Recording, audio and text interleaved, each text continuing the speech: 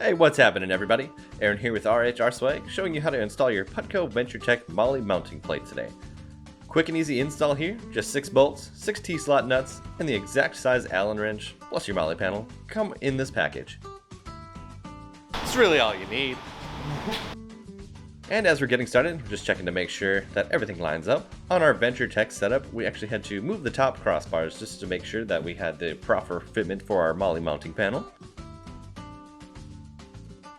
Next step is sliding your T-slot nuts into the correct position within the T-slots for the Venture Tec Rack.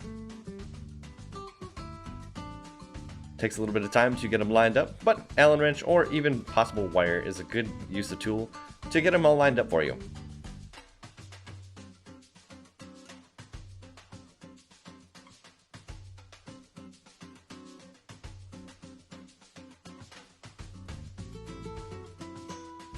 And once you're happy with the positioning of the Molle panel and the nuts themselves, you can go ahead and thread your hardware in by hand. You want to start it out by hand just to reduce any amount of potential cross-threading that can happen.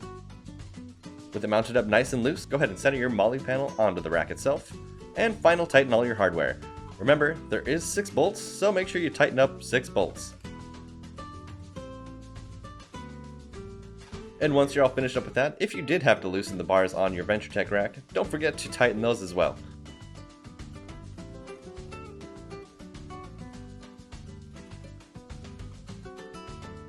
Once that's done, you are totally complete.